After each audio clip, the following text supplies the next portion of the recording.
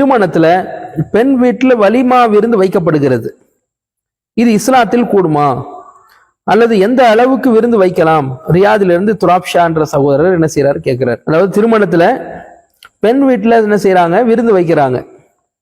இது பெண் வீட்டு விருந்து கூடுமா என்பது அதனுடைய அளவுகள் என்னன்னு என்ன செய்யறார் சகோதரர் கேட்கிறார். இஸ்லாத்துல திருமணத்துக்கு உண்டான வழிமுறைகள் தெளிவாக சொல்லப்பட்டிருக்கிறது. அந்த செலவுகள் சார்ந்த விஷயம் நீங்கள் எடுத்து பார்த்தீர்கள் என்றால், ஒன்று மஹர் என்ற ஒரு செலவு இந்த திருமணத்துல சொல்லப்பட்டிருக்கு. ஒரு திருமணம் ஆகக்கூடிய நேரத்தில் ஒரு பெரிய ஒரு பொருளாதாரத்தை, ஒரு சொத்தை ஒரு மனைவிக்கு என்ன செய்யணும், திருமணம் ஆகக்கூடிய அந்த மணப்பெண்ணுக்கு அந்த மணமகன் தரணும். மணமகன் சார்பாக ஒரு பெரிய பொருளாதாரத்தை தரணும். அதான் மஹர் என்ற கருத்தை இஸ்லாம் சொல்லுது. பெண்ணிடத்துல வாங்கக்கூடாது, அது வரதட்சணை. இஸ்லாம் அதை தடை செய்யுது. அதே மாதிரி அதுல இருக்கக்கூடிய ஒரு விருந்து, அதற்கு அரபியில வலிமா என்று சொல்லப்படும். வலிமா என்பதே ஒரு மாப்பிள்ளை தரப்பிலிருந்து தரப்படக்கூடிய விருந்து தான். சரியா? இந்த மாப்பிள்ளை தரப்பிலிருந்து தரப்படக்கூடிய இந்த விருந்துக்கு தான் வலிமா என்று சொல்லப்படுகிறது. அப்போ இந்த வலிமா என்பது பெண் வீட்டுல கொடுக்கலாமான்னு கேட்டாவே கேள்வியே சரி கிடையாது. கேள்வியை பெண் வீட்டுல வலிமா கொடுக்கலாமா என்பதற்கு என்ன ஆதாரம்? எந்த ஆதாரமும் அது கிடையாது. அது மட்டும் இல்லாம இன்னைக்கு சில அறிஞர்கள் என்ன செய்யறாங்க, சமூக வலைதளத்துல பார்த்தா பெண் வீட்டுல வலிமா கூடும், பெண் வீட்டு சாப்பாடு கூடும் என்று பகிரங்கமாக பிரச்சாரம் செய்யக்கூடிய ஒரு வழிகேடான கருத்தை நம்ம பார்க்கிறோம். அதெல்லாம் வழிகேடு. அதுக்கு நம்ம மார்க்க ரீதியாக எந்த ஆதாரத்தையும் என்ன செய்ய முடியாது, நம்ம காண முடியாது. இந்த சமுதாயத்துல இன்னும் அதல பாதாளத்துக்கு தான் இந்த சமுதாயம் தள்ளப்படும் என்பதை நம்ம தெரிந்து கொள்ளணும். தீமைக்கு திருப்பி அழைச்சிட்டு போறாங்க. நம்ம அவங்கள வழிகேடான கருத்தை விட்டு காப்பாற்றி திருப்பி இங்க அழைச்சிட்டு வந்தா இவங்க எல்லாம் பயானம் செய்து என்ன செய்யறாங்க, நம்ம அங்க போலாம் வாங்கன்னு சொல்லி திரும்பி பழைய வழிகேட்டான கருத்தின் பக்கம் அழைச்சிட்டு போறதை பாக்குறோம். ஆகவே இவங்க சில விஷயத்தையும் என்ன செய்யறாங்க, ஆதாரம் என்ற பேர்ல வைக்கிறாங்க. அது ஆதாரமா இருக்கான்னு நீங்களே பாருங்க. அப்ப பெண் வீட்டு விருந்து சம்பந்தமாக வைக்கக்கூடிய எந்த ஒண்ணும் ஆதாரமாவும் நிக்கல.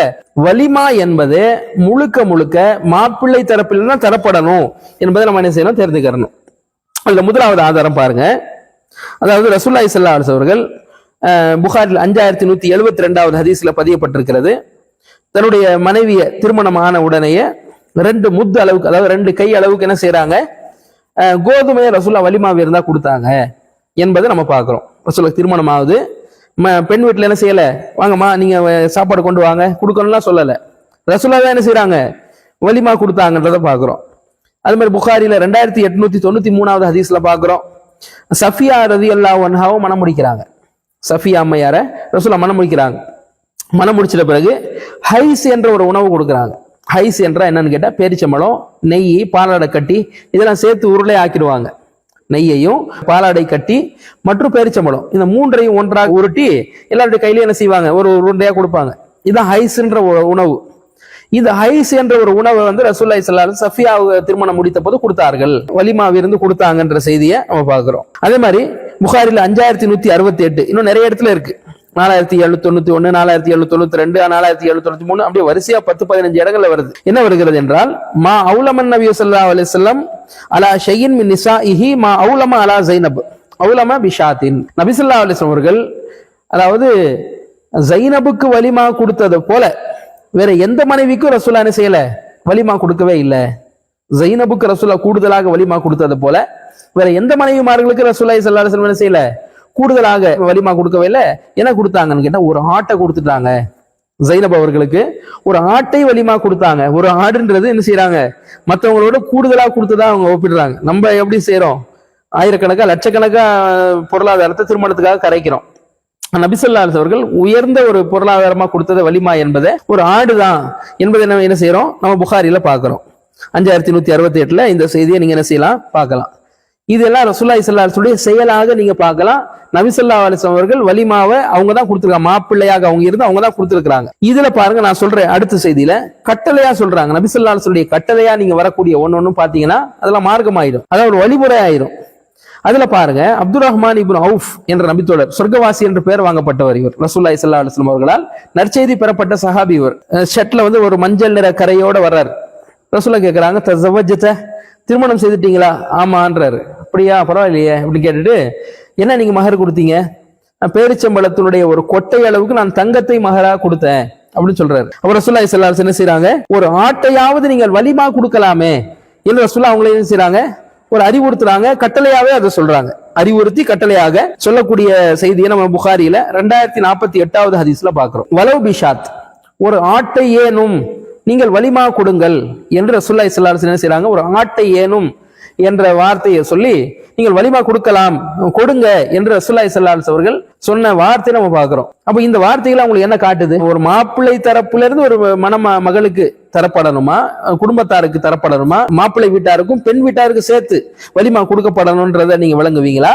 இல்ல நீங்க பெண் வீட்டாருக்கு கூட நீங்க பெண் வீட்டுல நீங்க சாப்பாடு போட்டுக்குங்க, மாப்பிள்ளை வீட்டுல சாப்பாடு போட்டுக்கிட்டோம் என்று விளங்குவீங்களா? அப்ப இப்படி விளங்குறதுக்கு என்ன ஆதாரம் இருக்கு? நபி ஸல்லல்லாஹு அலைஹி வஸல்லம் காலத்துல எந்த நபர்கள் பெண் வீட்டுல தனி சாப்பாடு, மாப்பிள்ளை வீட்டுல தனி சாப்பாடு சாப்பிட்டாங்க? நீங்க காட்ட முடியுமா? திருமணத்துல நீங்க சொல்றீங்களே வலிமா என்ற வார்த்தைக்கு திருமண விருந்துன்னு மட்டும் அர்த்தம் இல்ல. இவங்க சொல்றது திருமண விருந்துன்னு மட்டும் அர்த்தம் கிடையாதான். அப்போ அதனால பெண் வீட்டுல என்ன செய்யலாமா, வலிமா கொடுத்துக்கலாமா? அதுக்கு என்ன அவங்க ஆதாரம் காட்டுறாங்கன்னா, இந்த ஹதீஸ் இருக்குல்ல, ஷர்ரு தாமி தாமுல் வலிமதி யுதுஆ லஹுல் அகனியா வ யுத்ரகுல் ஃபுகரான் ஒரு ஹதீஸ் வருது புகாரில் 5177வது ஹதீஸ்ல வருது. அதாவது செல்வந்தர்கள் அழைக்கப்பட்டு ஏழைகள் புறக்கணிக்கப்படுறாங்கல்ல, இந்த வலிமா விருந்து தான் ஆக மகா மோசமான விருந்துன்னு வருது. இதுல வலிமான் வந்திருக்குது. அப்ப இது மாப்பிள்ளை தரக்கூடிய வலிமான் அர்த்தம் இல்ல, பொதுவான எல்லா விருந்துக்கும் வலிமான் தான் அர்த்தம் என்று இவங்க வியாக்கியானம். பாருங்க, வலிமா என்ற வார்த்தை இவ்வளவு ஹதீஸ் நான் இப்ப மேற்கோள் காட்டினேன். ஜைனபுடைய, சஃபியாவுடைய, இன்னும் பல மனைவிமார்களுடைய, அப்துல் ரஹ்மான் இப்னு அவுஃபுடைய எல்லா செய்தியிலையுமே ஒரு வலிமா என்பதை ஒரு மாப்பிள்ளை ஒரு பெண்ணுக்கு தரப்படக்கூடிய விருந்துக்கு தான் ரசூலுல்லாஹ் சொல்றாங்க. இவங்க என்ன செய்றாங்க, வலிமானாவே எல்லா விருதுக்கும் எடுத்துக்கொள்ளப்படுமா? அப்ப நீங்க திருமணத்தை சார்ந்து மட்டும் ஏன் வலிமான்னு சொல்றீங்க? ஏன் திருமணம் முடிஞ்சு ஒரு 5 வருஷம் கொடுத்து அவங்க வலிமா கொடுக்க சொல்ல வேண்டியதானே நீங்க பெண் வீட்டுல? ஏன் திருமண நேரத்துல அதை குறிப்பிடுறீங்கன்றதுதான் நமக்கு ஒன்றும் புரிய மாட்டேங்குது. எப்படியாவது மார்க்கத்தில் இல்லாத ஒரு காரியத்தை ஆகுமாக்கி கொள்ளணும், அது வழிமுறையாக ஆக்கணும், அதை கூடுமான காரியமா மாத்தணும்ன்றதுக்காக எப்படியெல்லாம் இல்லாத விஷயத்தை என்ன செய்யறாங்க, திணிக்கிறாங்கன்றதை நம்ம பாக்குறோம். அப்படி ஆதாரத்துல இல்ல. வலிமா என்று வந்துவிட்டால் அது மாப்பிள்ளை தரக்கூடிய வலிமா தான். இதுல பெண் வீட்டு வலிமான்னு எங்க இருக்கு இந்த ஹதீஸ்ல? ஏழைகள் புறக்கணிக்கப்பட்டு செல்வந்தர்கள் அழைக்கப்படக்கூடிய வலிமா தான் மோசமான வலிமான்னு இருக்குல்ல, மோசமான வலிமா விருதுன்னு இருக்குல்ல. அது பெண் வீட்டு விருதுன்னு எங்க இருக்கு அந்த ஹதீஸ்ல? வலிமான் தான் இருக்கு. அது மாப்பிள்ளை வீட்டு விருது தானே. அது எதுக்கு நீங்க பெண் வீட்டு விருதுன்றதுக்கு நீங்க வலியை திணிச்சு போய் நீங்க அர்த்தம் வைக்கிறீங்க? அப்படி வழிகேடான கருத்து என்ன செய்யறாங்க சொல்றதை நம்ம பாக்குறோம். இதுக்கும் ஆதாரம் கிடையாது. இன்னொன்னு பாருங்க, ஒரு வசனத்தை காட்டுறாங்க, இது பெண் வீட்டு சாப்பாடுக்கு ஆதாரமா. 4வது அத்தியாயம் 4வது வசனத்துல எல்லாம் சொல்றான், நீங்க பெண்களுக்கு மனமு மகரை கொடுத்துருங்க, மனசார என்ன செய்யுங்க, மகர் ஆண்களாகிய நீங்க பெண்களுக்கு கொடுங்க நல்லா சொல்றான். சொல்லிட்டு ஃபைன் திபுனலக்கும் அன் ஷையின் மின்ஹு நஃப்ஸன் ஃபகுலூஹு ஹனிஅம் மரியா, அந்த பெண்களாக உங்களுக்கு அந்த மகர்ல இருந்து விட்டு கொடுப்பார்களே, ஆனால் அந்த மணப்பெண்ணா இருக்கக்கூடிய அவங்க விரும்பி மனசார அந்த மகர்ல இருந்து விட்டு கொடுத்தா மாப்பிள்ளையாகி நீங்க சாப்பிடுங்க என்று அல்லாஹ் சொல்றான். என் மனைவிக்கு நான் என்ன செய்யறேன், நான் ஒரு பெரிய சொத்தை கொடுக்குறேன், மகரா கொடுக்குறேன், ஒரு 8 கிராமோ 16 கிராமோ நான் நகையா கொடுக்குறேன், மகரா கொடுக்குறேன், ஒரு பொருளாதாரத்தை ஒரு சொத்தை கொடுக்குறேன். என் மனைவியா விரும்பி இந்தாங்க நீங்க வச்சுக்கிறீங்க, ஒரு 4 கிராம் நீங்க வச்சுக்கிறீங்க, நீங்க நிறைய எனக்கு கொடுத்துட்டீங்க, நீங்களே நீங்க சாப்பிடுங்க, நான் அவங்க விட்டு கொடுத்தாங்கன்னா நான் வைத்து அதை சாப்பிடுறது எனக்கு கூடும்ன்றத எல்லாரும் விளங்குறாங்க. எல்லாருமே இந்த கருத்து தான் விளங்குறாங்க. இவர் மட்டும் என்ன விளங்குறாரு, பெண் வீட்டு விருந்து கூடும்ன்றதுக்கு இது ஆதாரம் தான். இந்த வசனம் பெண் வீட்டு சாப்பாடு கூடும் அப்படின்றதுக்கு இந்த வசனம் ஆதாரம்ன்றாரு.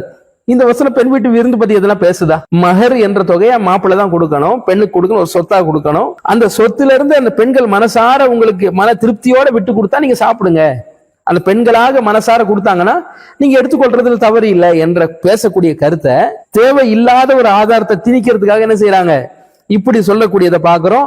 இந்த வசனம் மகர்ல இருந்து கொடுக்கக்கூடிய ஒன்றை கணவன் கஷ்டப்படக்கூடிய நேரத்துல கணவனுக்கு ஒரு இது வரும் பொழுது கொடுக்கக்கூடிய ஒரு விஷயத்த பேசுது.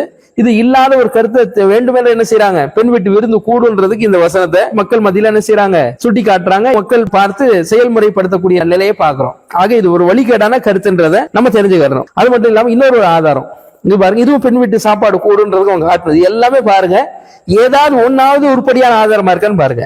புகாரில 3472வது ஹதீஸ்ல இருக்கு. 72வது ஹதீஸ்ல இடம் பெற்றிருக்கு. என்னன்னு கேட்டா, கடந்த காலத்துல நடந்த ஒரு சம்பவம், கடந்த காலத்துல நடந்த ஒரு சம்பவத்தை நபி ஸல்லல்லாஹு அலைஹி வஸல்லம் அவர்கள் நமக்கு ஒரு முன்மாதிரிக்காக எடுத்து சொல்றாங்க.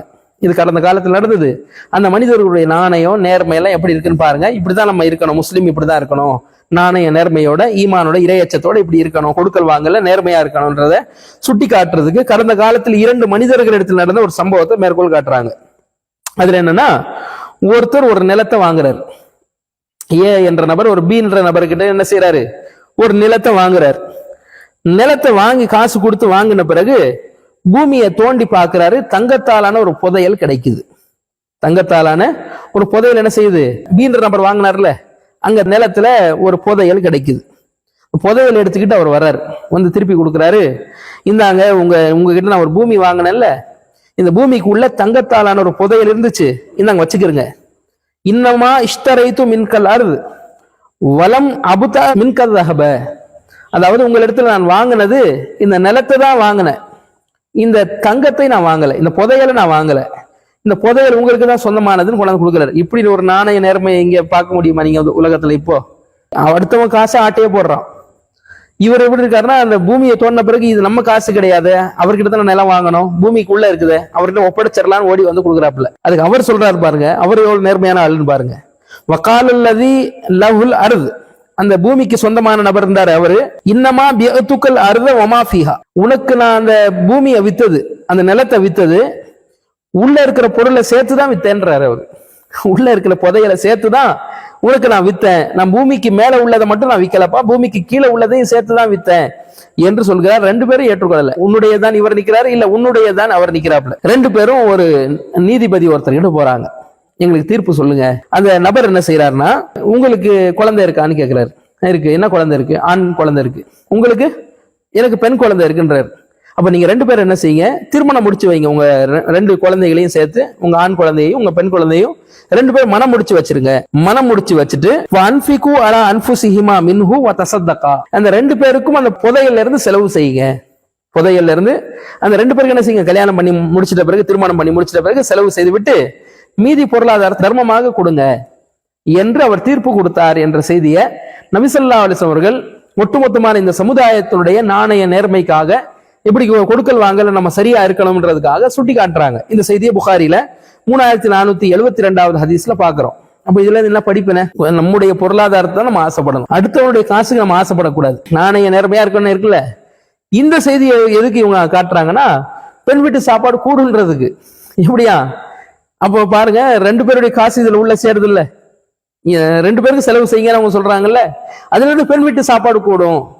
எந்த ஒண்ணுக்கும் நேரடி உங்களுக்கு ஆதாரமே கிடையாது. கல்யாணம் எப்படி நீங்க காட்டணும், திருமணம் ஆச்சு, பெண் வீட்டுல சாப்பாடு போட்டாங்க என்று நீங்க ஆதாரத்தை காட்டணும். அப்படி ஒரு ஆதாரத்தை கூட காட்ட முடியாதவர்கள் என்ன செய்யறாங்கன்னு கேட்டா, இப்படி சுத்தி வளைச்சு இப்படி இப்படி வந்து ஆதாரம் காட்டுறத பாக்குறோம். இந்த எந்த ஆதாரமுமே பெண் வீட்டு விருந்துக்கு ஆதாரம் ஆகாது. மாப்பிள்ளை தான் வலிமா விருந்து கொடுக்க வேண்டும் என்பதற்கு நம்ம ஆதாரமா பாக்குறோம்.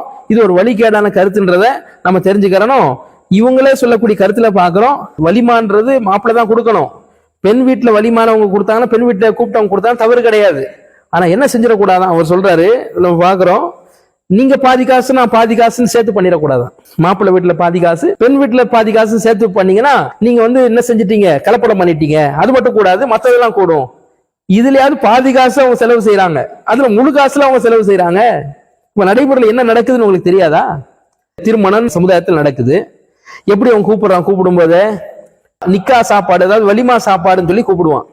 வலிமான அவன் கூப்பிடுறது பெண் வீட்டுக்கு தான். அதுல எவ்வளவு பேர் எண்ணிக்கை வருவாங்க தெரியுமா உங்களுக்கு? நடைமுறையில் பாக்குறீங்களா இல்லையா நீங்க? உலகத்துல 1000 2000 பேர் அவன் எண்ணிக்கை சொல்லுவான். பெண் வீட்டு விருந்துன்னு வரும்பொழுது 1000ல 2000 3000 இதெல்லாம் எண்ணிக்கை கூடிக்கிட்டே இருக்கு. நான் குறைஞ்சதுதான் சொல்றேன். அந்த மாதிரி வீடு வீடா போய் ஊர் ஊரா போய் பத்திரிக்கை வச்சு கூப்பிட்டு வருவாங்க. பெண் வீட்டு காசுல அதிகமான வலிமா விருந்து. 2வது நாள் ஒரு விருந்து நடக்கும், மாப்பிள்ளை வீட்டு விருந்து. அதுல பாத்தீங்கன்னா இதுல 2000 பேர் கலந்துக்கிட்டாங்கன்னா அதுல 500 பேர் கலந்துக்கிறது அதிகம். புரியுதா உங்களுக்கு? நீங்க எதுக்கு ஆதாரம் எடுத்து கொடுக்குறீங்க? இந்த பெண் வீட்டு விருந்துக்கு எந்த வழிகேடான காரியம் இந்த சமுதாயத்தில் அரங்கேறி கொண்டிருக்குதோ அதுக்கு நீங்க ஆதாரம் இருக்குன்ற எடுத்துக்காது, அது எந்த ஆதாரமும் நிற்காது. அப்ப இவங்க ஆல்ரெடி என்ன செய்யறாங்கன்னு சொன்னா, வலிமா விருந்தே கேலி கூத்தாக்கி வச்சிருக்கிறாங்க. மாப்பிள்ளை தான் தர வேண்டும் என்று சொல்லப்படக்கூடிய அந்த வலிமா விருந்த பெண் வீடாக ஆக்கி வைத்து விட்டு 2000 பேர் 3000 பேர் என்று பெண் வீட்டுல எல்லாத்தையும் சுரண்டி அதை வலிமா விருந்து போட்டு விட்டு, மாப்பிள்ளை வீட்டுல பேருக்கு அடையாளத்துக்கு ஒரு 300 400 500 பேர்னு சொல்லி ஒரு குறைவான நபர்களை கூப்பிட்டு 2வது நாள் போடப்படக்கூடிய ஒரு விருந்துன்றது டம்மி விருந்தா இருக்கு. இங்க வலிமா விருந்து, நிக்கா விருந்துன்னு போடப்படக்கூடிய விருந்து பெண் வீட்டு சாப்பாடை தான் முழுக்க முழுக்க வாங்குறாங்க. அப்ப அதுக்கு குர்ஆன் ஹதீஸ்ல எங்க ஆதாரம் இருக்கு? அது ஒரு வரதட்சணை இல்லையா? அது அப்ப வரதட்சணை பேச வேண்டிய நீங்க இது எப்படி நீங்க கூடுன்னு பேசுறீங்க? அப்ப நம்ம பாக்குறோம். ஆகவே இது போன்ற ஒரு காரியங்கள் நம்ம விலகணும். வலிமா விருந்து என்பதை மாப்பிள்ளை தரப்பில் இருந்தான் தரப்படக்கூடிய விருந்து தான் வலிமா விருந்துன்றதை நம்ம தெரிஞ்சுக்கிறணும். அதுதான் குரான்லயும் ஹதீஸ்லயும் ஆதாரமாக சொல்லப்பட்டிருக்கிறது. பெண் வீட்டுல வலிமா விருந்து போடுறதுக்கு மார்க்கத்துல எந்த ஆதாரமும் கிடையாது என்பதை நம்ம தெளிவாக தெரிந்து கொள்ளணும். அல்லாஹு அக்பர், அல்லாஹ்